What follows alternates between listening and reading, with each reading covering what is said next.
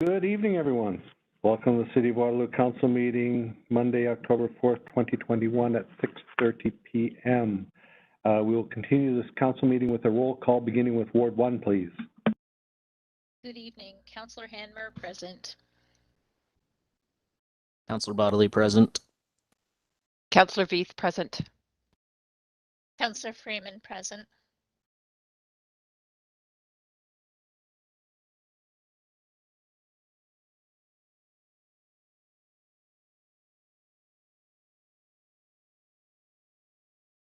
I do know Councillor Vasic is here. Let's continue on.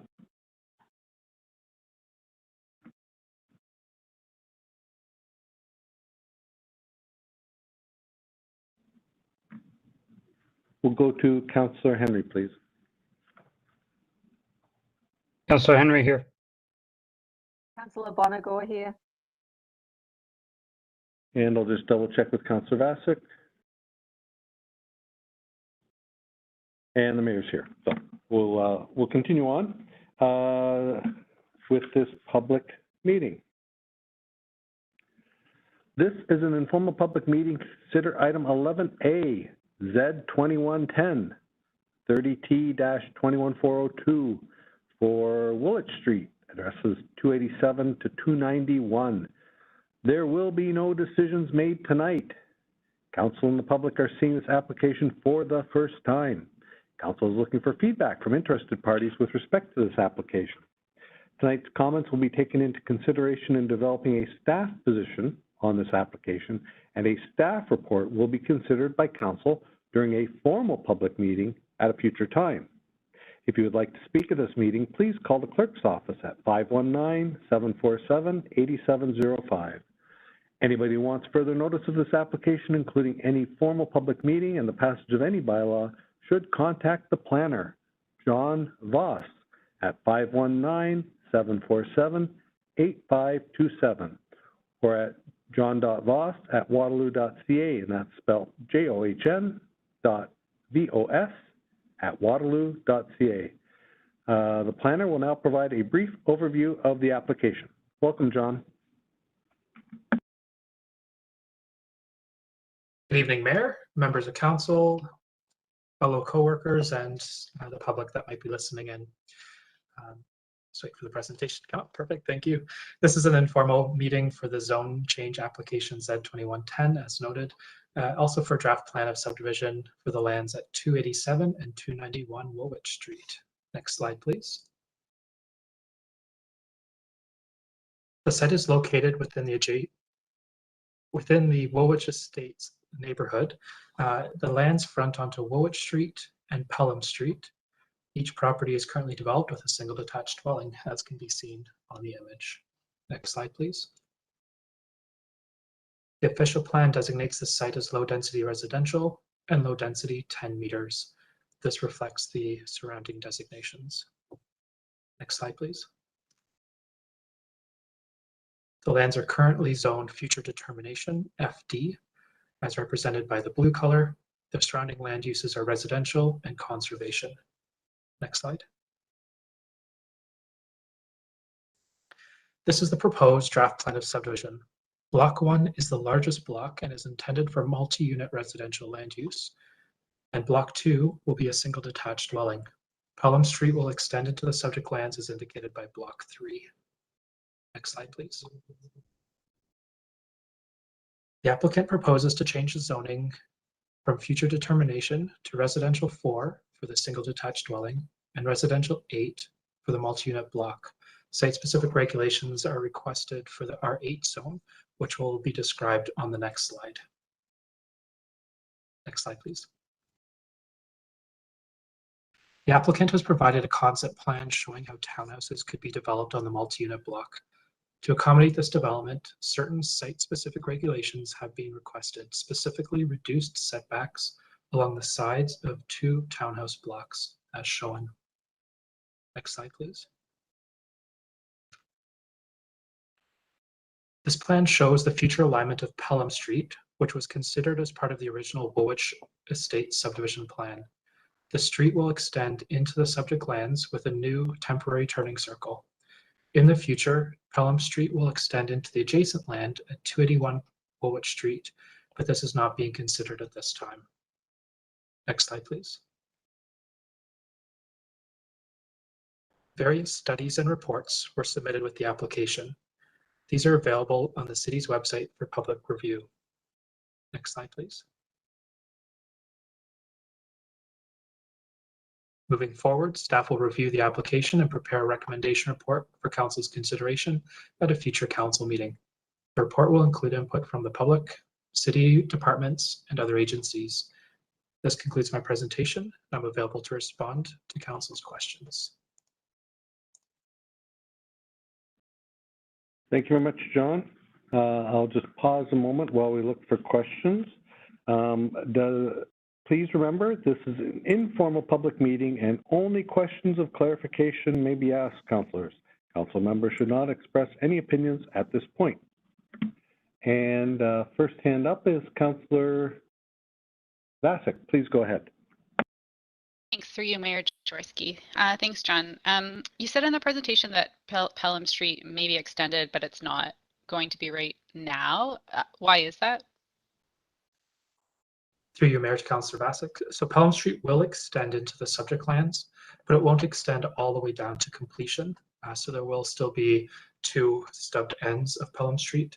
The property at 281 Woolwich Street is not being proposed for development at this time, so it'll remain as it is today.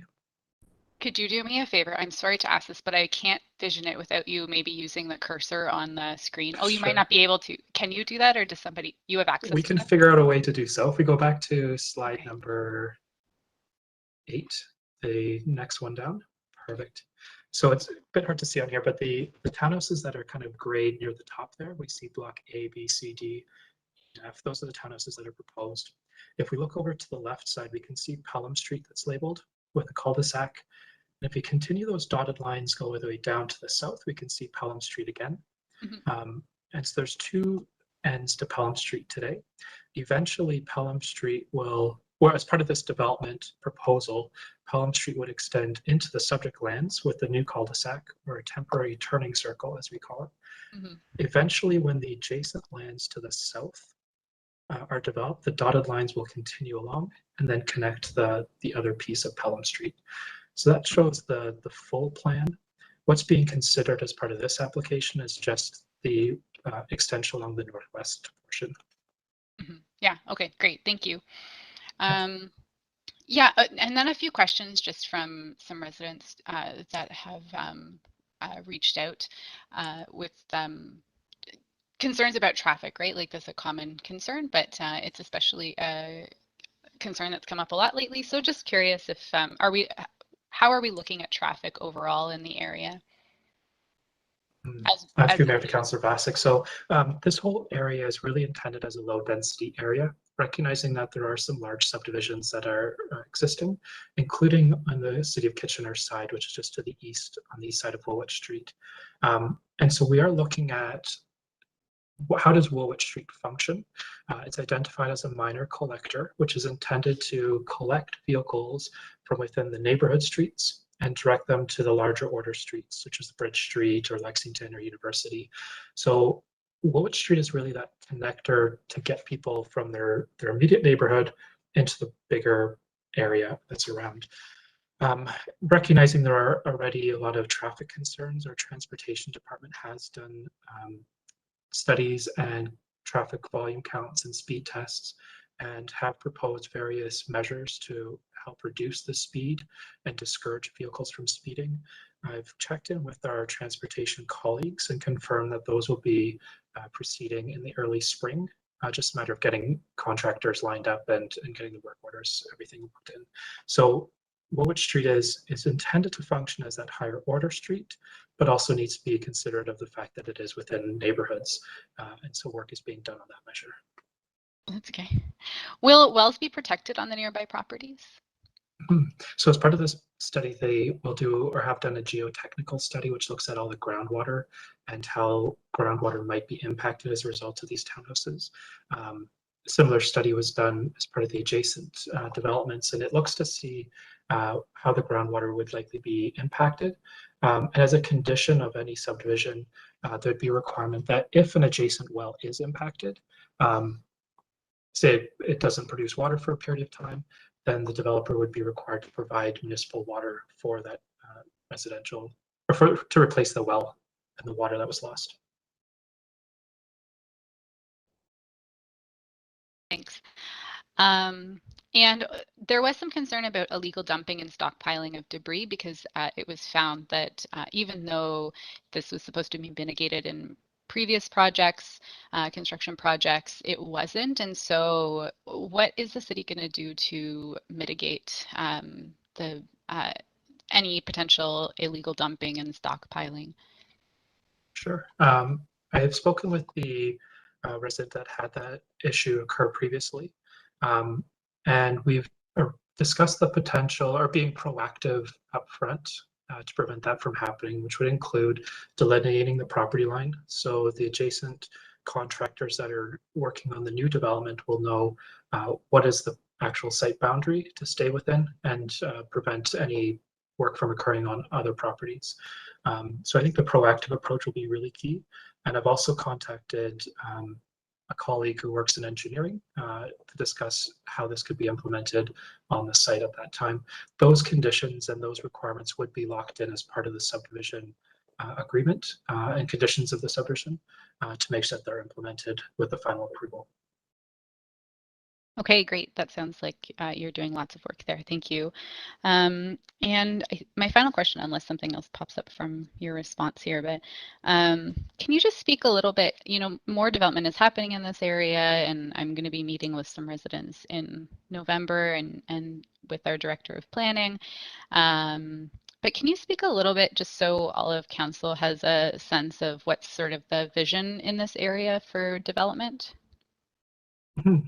Through Mayor Councillor Bassick. So the entire surrounding area is really designated as low density residential with a lot of open space lands, which are the Meltzer Creek and other sort of conservation lands that are around here. So really the low density designation is the intended form of development. There are certain blocks that have not been developed yet, but this is one of the last large blocks that would be proceeding for development, at least in the city of Waterloo's land. So it really is that low density form, recognizing that every new house brings another vehicle, which then has an impact on some of the traffic concerns and everything else. But really the grand plan for the area as the official plan lays out is proceeding as intended. Thank you. That's really helpful. And also you said a couple of times, our house is so chaotic right now. You've said a couple of times now about, at least on the Waterloo side. So just curious how you, like City of Waterloo and City of Kitchener, work together, or if they, in this area around development and traffic. For sure. That is something that our transportation team will be working more so with. I don't have a direct answer for you on that one, but that is likely a consideration that they're taking on from a traffic perspective. From a planning perspective, we look at all the surrounding land uses and the existing realities of what's around. So we consider the residential development that's just on the other side of Willett Street and the potential impacts that this would cause. But I'll have to consult with my colleagues at transportation and get a response back to you. That would be great. Yeah. Okay. Thank you so much. That's all my questions. Thanks. Thank you, Councillor Vassick, and thank you, John, for your attention to those. Next up is Councillor Bonagor. Please go ahead. Thank you. Through you, Mayor Jaworski. I'm just trying to make sure I understand what we're looking at, John. So looking with this image that's in front of us, if Block A had one fewer townhouses, so in effect, if it didn't have the one that's at the top of this image, would it be within that setback permission, or would they still be coming to us for a setback amendment up there? Just curious. Sure. Through you, Mayor to Councillor Bonagor. It's a relevant question. So the applicant has provided this concept plan. We haven't vetted it and reviewed to see all the details and their justification of the specific amendments that they've requested to see why it makes sense or why it doesn't make sense. That is something we'll be reviewing. But at a high level, in theory, if that end unit was removed, it would likely at least meet the basic zoning requirements for the R8 zone. Thank you, Mayor. Thank you. And next up, I have Councillor Bodley. Please go ahead. Thank you, through you, Mayor Jaworski. My question is about the little R4 zone, or the single house that's being proposed. Is that house going to be permitted? I guess, given the fact that the new cul-de-sac or temporary turning circle is going to be there, or is that intended to be zoned for when eventually Pelham Street connects? Through you, Mayor, to Councillor Bodley, is a great question. It is a timing question. So initially there will be a turning circle. If in the future that circle is removed and Pelham Street extends through, then that lot will be open for development. So it'll be pre-zoned with that expectation, recognizing that no other form of development is really possible. But then the timing of when that lot could actually proceed would be really locked in and dependent on the timing of Pelham Street. Excellent, thank you for that. And just as a point of clarification, then, with the like decommissioning of the existing temporary traffic circle there, will there be other homes that could have been built on that piece of Pelham Street that were already zoned, perhaps R4, that will now be permitted to go in since the street is slightly extending out? It is, yes. So looking at the subject lands specifically on this plan, it would only be this one single lot. Looking at the other turning circles, for example, the one to the south, that one is, I believe, blocking out 2 residential lots. So eventually, when that temporary turning circle is removed, 2 single detached dwellings would be built on those properties. So that's Okay. kind of the phasing that's planned out as part of the big picture. Excellent, thank you for that. Thank you, Councillor Bodley. And I don't see any further hands up from council. I'll just pause for a second to make sure I didn't miss anyone.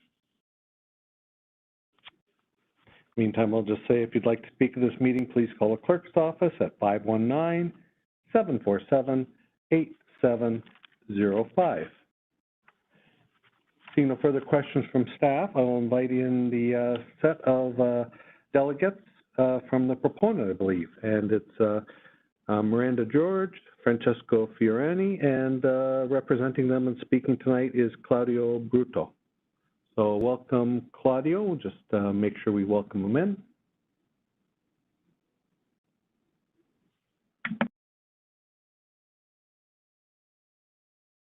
Thank you. Can you hear me? That sounds great, Claudio. Please go ahead. Thank you. Thank you for welcoming me to your council meeting. I want to start by thanking staff for working with us so diligently over many months as we were preparing our reports and our plans. They've been very helpful in providing the guidance we needed to ensure that we have a development here that fits within the community. As it is an infill project, we definitely need to be sensitive to the surrounding uses. And we think we've come up with a plan that ultimately will satisfy everybody's vision for this particular site. So we've not only had a mind to our property, but also a mind to what could happen to the adjacent properties to the south. We've prepared a brief presentation for you. I'll go through it. I'm not going to read it word for word. John's covered a lot of ground, and a lot of questions that arose from council were on point. And so I look forward to making the presentation. And then if there are any questions that you would like to ask of our architect, then I will invite those, absolutely. So at this stage, we'd like to look at our cover sheet, and if I could ask Julie, I think you're hosting, or is Rook managing the slides? I'm not sure. If we can go to We'll just go with next slide, please. Next slide, please.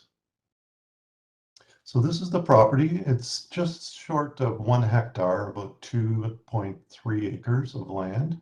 It is situated on Woolwich Street. It has 2 houses with access directly onto Woolwich Street. It's within the low density residential land use designation, permits 10-meter height. The official plan does permit townhouse built form, so we're not seeking an official plan amendment for this particular property. We think that the townhouse built form, which is predominant in the area to the north, and given the configuration of this property, is most suitable to this site. And I say that because Pelham Street needs to come through this property, and I'll turn now to the next slide, which will illustrate what I'm talking about. As you see Pelham Street, which is already developed on the west side, you'll notice that it's to come through this property. This was already predetermined, and it will connect to the south after it leaves our client's property. And I'll turn to the next slide because that'll show you the nature of the development actually to the site plan itself, if you'll move forward. So if you look at the site development plan, Pelham Street is a temporary circle. We'll be extending it into our client's property. There will be one lot to the southwest that will remain frozen until Pelham Street does go through. You'll notice that there will be no connection from this particular property to Pelham Street. So that avoids all the concerns that might be expressed with respect to through traffic, both through this community and from Pelham Street out to Woolwich. So we've taken that into consideration as we develop this particular plan. The mention that John had about the two variances that we would be seeking, or we would try and build them into the site-specific zoning bylaw. The 4.5 meters at the property at the north east side, we only introduced that because we think that there's sufficient space between that particular unit and the units to the northwest. They are considerable distance away. As you'll see from an air photo, I guess we'll have to go back a little bit, please, and I'll show you what I mean about context. Go back a little bit, one more. So if you go back, you'll see at the westerly extremity of this particular property, there's a valley system. So the unit that we are seeking, the 4.5 meters, is not against another unit, but rather against an open space area. And certainly we're not intruding into the open space because our site is designated for residential development. So we're seeking that particular variance as we move forward. And if you can go back to the site plan, please. The second area where we're looking for a deviation is at Block E, at the western side of Block E. You'll see that the actual street is very well removed from the edge of that particular building. So we believe that there's enough area to do landscaping from the hard surface prior to getting to the edge of this particular building. So again, this is something we're going to work through with staff. We think it fits. There's ample opportunity. We also indicate to you that we're meeting all the other provisions of the zoning bylaw, and this was through the work of our work with staff. All of the backyards will be minimum 7.5 meters. Our setbacks to Woolwich Street are going to be 7.5 meters. This is after the land dedication that will be granted to the municipality. So the plan itself is pretty clean, I would say. But again, there's work ahead of us to make sure that we can satisfy all of the requirements of your staff and ultimately council. We do have the required number of visitor parking spaces as well. We have snow removal and provisions. We have backup turning movements that would make it safe as well. The next slide, please. So the total, oops, just stop the previous slide for a moment. So the proposal is for 28 townhouse units and one single detached residential unit. So 2 single detached units that exist on site will be demolished. The proposed townhouses will be 3 stories in height with a flat roof. As I mentioned, everything's going to be via private driveway from Woolwich Street, and the single family lot will be accessed from Pelham, so that would be a municipal road. As I indicated, we have a sufficient amount of visitor parking spaces at 10 spaces dedicated. Next slide, please. So we are proposing a flat roof. I would call sort of a moderation of modern contemporary with some traditional elements to the architecture. If you have any questions on this, our architect, Miranda, is on standby to answer any questions. These are preliminary elevations. We are not at the site plan stages yet. We won't get to the site plan stage until we're through the zoning and the plan of subdivision stage. Next slide, please. This is another elevation, a rear corner elevation. Next slide, please. These are the concluding remarks. I'm not going to take you through all of them, but to indicate that we are working with staff very diligently. Townhouses are permitted built form. We're not seeking an official plan amendment.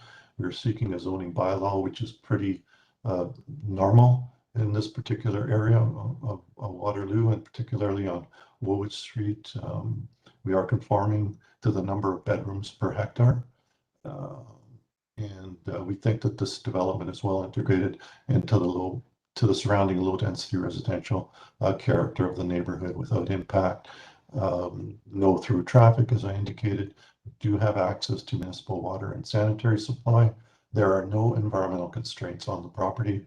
And as indicated, we have no reason to believe that there'll be negative impacts to infrastructure character and functionality of this area of Waterloo. I thank you for your attention. We are available to answer any questions that you might have. If we're not able to answer the questions this evening, we'll certainly get back to staff to provide those answers to you and to the community as required. Thank you. Thank you very much, Claudio, for your presentation. I do have a couple of hands up already, and the first one up is Councillor Angela Veith. Please go ahead. Through you, Mayor Jaworski, thank you for your presentation. I'm just curious about why flat roof on these because they're not overly tall. Anyway, just a question. Thanks. Yeah, with the flat roof, it enables us to get to 10 meters. We went with a non-flat roof. It might be difficult for us to achieve the 10-meter height limitation. The units will be raised a little bit. We're working with the underground consistency of the soil where we have to raise the units a little bit so that they can be properly engineered. And it's also a design element that our client wants to pursue, having looked in the area, and he thinks that this is a marketable product. Okay, thank you. You're welcome. Next up, Councillor Henry, please. Thank you, Mayor, and thank you, Claudio. I think your answer to Councillor Veith may have partly answered the question I'm going to ask you, but I'll ask it anyways. When I looked at the elevations and some of the other submissions you'd had, I was interested in sort of accessibility and recognizing that you have units that are vertical. Accessible units would not be something I would expect, because elevators just don't work economically in these kinds of spaces. But I was curious about sort of the concept of visitable housing, which is that it's accessible to get onto the main level. You've got a sort of bathroom there, and people can sort of do that. Our policy documents, I think, are as strong as encourage, although there may be some language that suggests should, but certainly I know we don't have a shall require on these things. But I was curious about what consideration you'd given or are giving to visitable housing, and I did hear your comments about dealing with the soil, so maybe that's part of the answer. It is part of the answer, Councillor, but I think you raise a very interesting point. I think we're at the stage of approvals, and hopefully we get through the process and we get site plan approval. And once the property is marketed, the units are marketed, if there is a specific request from a particular purchaser to make the units accessible, then I would think that our client would try to make those accommodations. These units are fairly large, so the notion of I get where you're coming from on the elevator, because they are expensive, but there would likely be some opportunity for elevators in these units because they're very deep in size. Some of them are going to range over 2,000 square feet. So we will definitely be mindful of that, and our client will look at accessibility. I think we do have the opportunity to do something. We won't see it in the presentation at this stage, but we will see it once we get to the site plan stage, when we can articulate some of those details. But it's a great question, and I think yeah, it behooves all of us to try and make accommodations.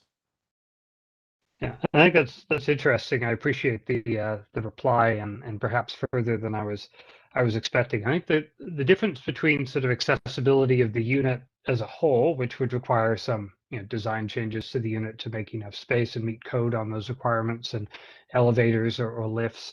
The concept around visitable housing is so that somebody who has accessibility needs but doesn't live there could visit a relative, friend, colleague, and be able to get in and out of the unit, and be able to use a washroom. And I think that is different from the designs there. And I just wanted to highlight that difference in definition and potential use, because I know I've heard that from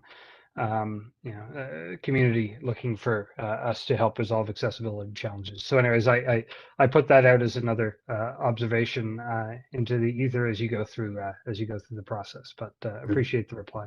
We appreciate your comment, and I'm sure Miranda has heard it, and we'll take it back to our client. Thank you very much, Councillor Henry, and I will turn it over to Ward Councillor Vasek. Please go ahead. Thanks, through you, Mayor Jaworski. Thank you so much for your presentation.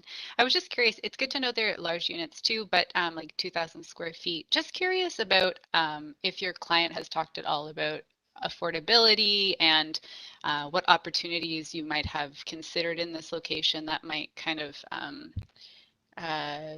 have these units fit on the affordability spectrum, if they even would, at 2,000 square feet in that area. Yeah, I'm just curious about your client's thoughts on that, if you know them. I know this is also, it's mostly about the design, but since I have you here.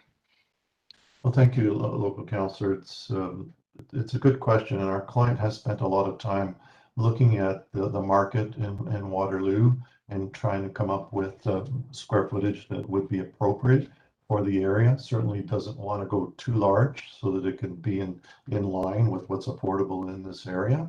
And something approaching 2,000 square feet is not the norm, but because we have the depth in terms of where the road is and how wide the property is, there's a lot of room to work with to make them a little bit larger.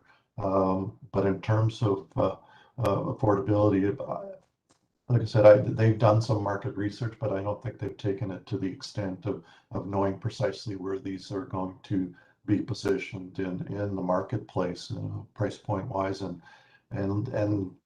they're probably not going to be ready for another 2 years, maybe 2.5 years. So it's a hard question to answer, and far be it from me to suggest that I have a fulsome answer for you at this time. No, that's helpful to see, to get some of your thoughts. Thank you. You're welcome. Well, I do think, we have one question, staff. Yeah, I don't see any further questions for you, Claudio, Miranda, Francesco. Thank you very much for coming out. We did have a delegate just register, so we will be hearing from another delegate. So I ask you to stay on and stay tuned. And but from a question perspective, we're done with you for tonight. So thank you very much. Thank you. And I see, Councillor Bodley, you have your hand up, but in light of the fact that we do have a citizen who dialed in, do you want to hear from the citizen or question first? Let's hear from the citizen. Thank you. Yeah, sounds good. Okay, I'll ask the clerk's office to let in our citizen, Dan Lushmore. Presumably. I think you're unmuted now, Dan, so please go ahead. Okay, thank you very much, Mayor Jaworski and councillors, for hearing me. My name is Dan Lushmore. My wife and I own the property at 303 Woolwich Street, which is directly north of the proposed development. And as you are aware, there has been a significant development to the north of our property and in behind of what I can assume is also 10-meter structures there, and a significant amount of them.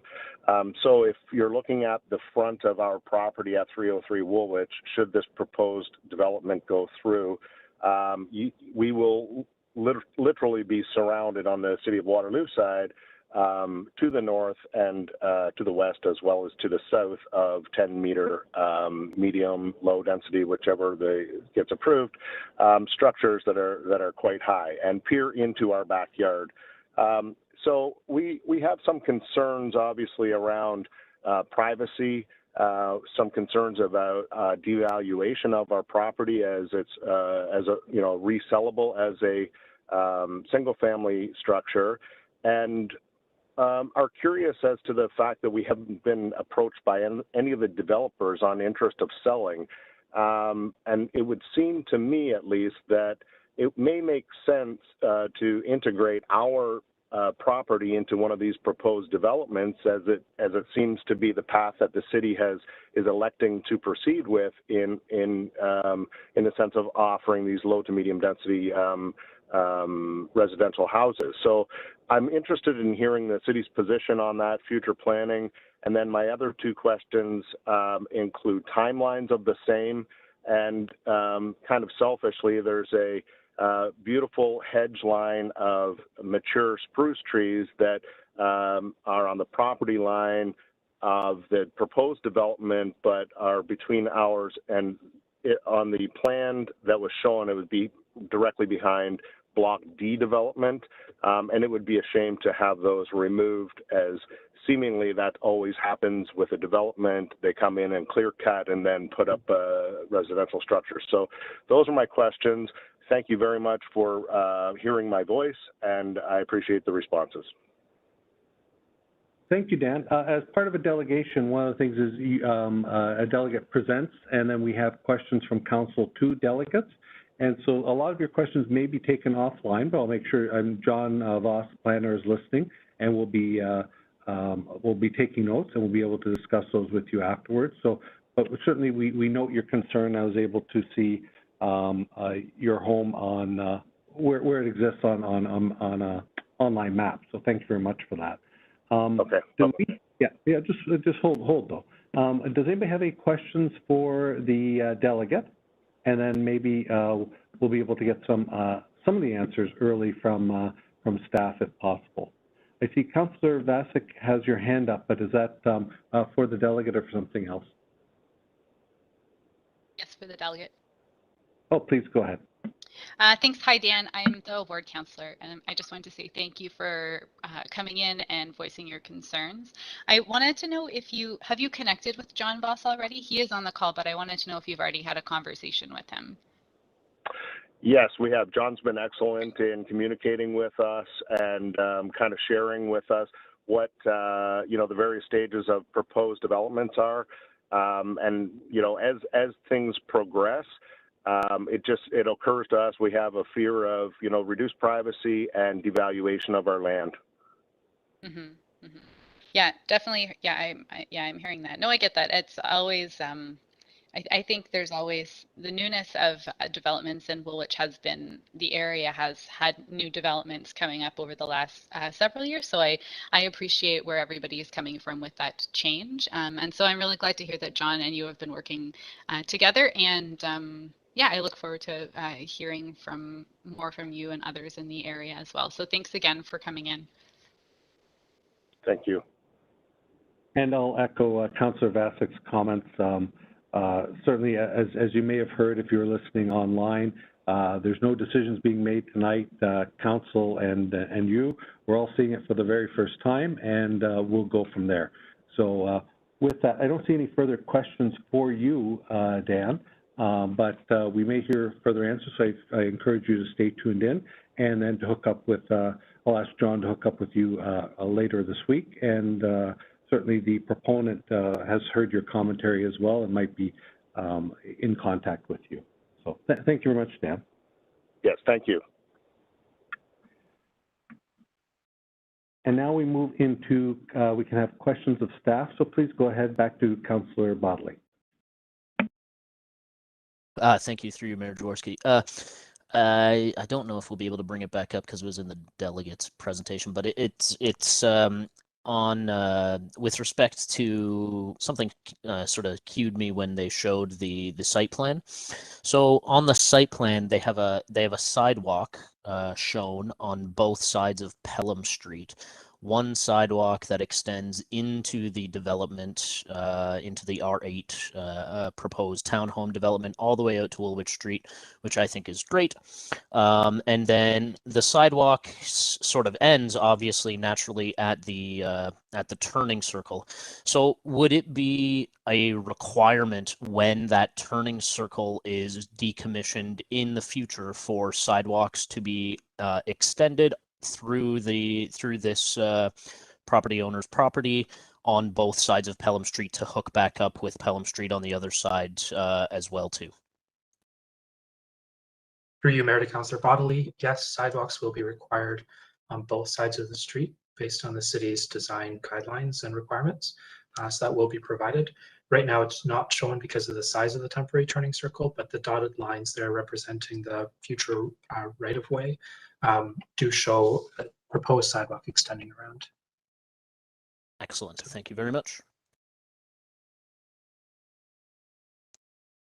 And John, well, we heard from a citizen, a concerned citizen who's obviously been in touch with you, raised a few issues. Are you able to follow up with him in the coming days? Or do you have any comments on that at this time?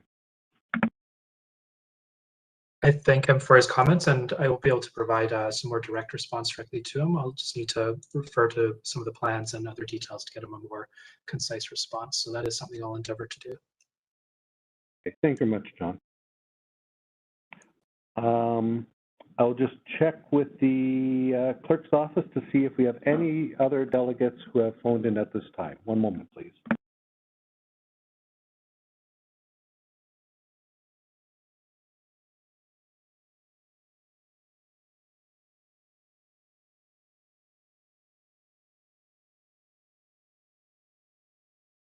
As the Deputy Clerk informs me, there are no further speakers. This informal public meeting is now concluded, and staff will review the issues and provide further reporting to Council at a later date. If anybody watching would like to receive further notices of application after this meeting, please contact the planner, John Voss, at 519-747-8527. Thank you very much, John. And we move on to item 13, which is a notice of motion for support for Immigration Partnership Fund for Immigrant and Refugee Initiatives. And what I'm going to ask is Ward 1, Ward 2 to consider waiving notice of motion, and then I will read out the motion.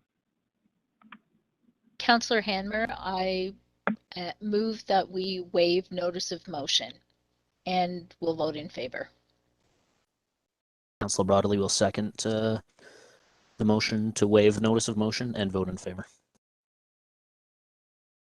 Councillor Veith in favor. Councillor Freeman in favor. Councillor Vassick in favor. Councillor Henry in favor. Councillor Bonnegar in favor. And the mayor's in favor too. And I'll ask Ward 1, Ward 2 to bear with me, as you're probably going to move the motion, assuming you like it, because it'll save you from stepping out of the chair. And it really is to honor those Afghan refugees who are coming to Canada, coming to Ontario, coming to our community, just as we did for the Syrian refugees, and to do our part as a municipality from the Council Contingency Fund. And the crux of the motion is, therefore be it resolved that $15,000 funded from Council's Community Priority and Contingency Reserve be donated to the Immigration Partnership Fund for Immigrant and Refugee Initiatives. This funding will help assist local groups and provide the flexibility to respond to the specific needs of Afghan and other refugees. This is something I think is certainly near and dear to our hearts, being a welcoming community, as we were with the Syrian refugees. And I do know that many of us have certainly taken part in, whether it be the Multicultural Festival, immigration partnerships, or even helping out with a local family as well. And I think this will certainly help out, and it'll help us as Council, as City of Waterloo, for us to do our part, and to simply say that we are welcoming to new Canadians, to people from Afghanistan, and we want to do our part. Does anybody have any further comments?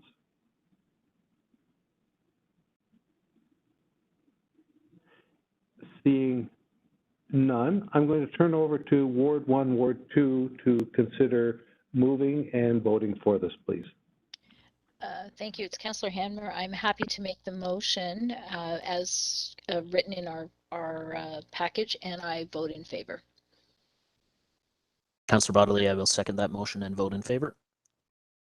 Councillor Veith in favor. Councillor Freeman in favor. Councillor Bassick in favor. Councillor Henry in favor.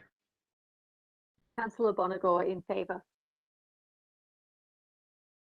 And the mayor's in favor too. Thank you all. It was very, I think this will, like I said, will go a long way, and it certainly says that the city of Waterloo is welcoming to all, and we're happy to do our part as we all come together to help these people in their certain time of need and welcome them to Waterloo.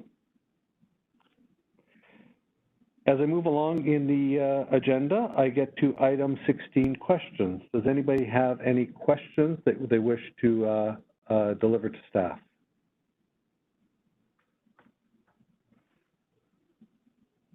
Hearing none, I will look to see if any council members have any new business they'd like to discuss.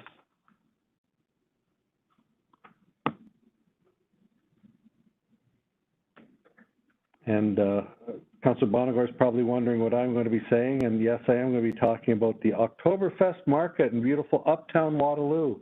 And thank you very much for all councillors who are able to come out and participate, considering this was put together by the members of the Uptown BIA, a small but mighty team, and the Mayor and Council's office, another small but mighty team. It came together so quickly. It was exciting.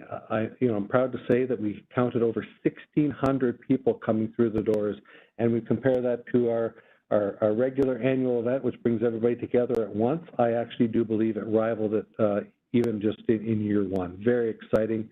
The photo booth people really thought was really well done. Had lots of pictures taken there.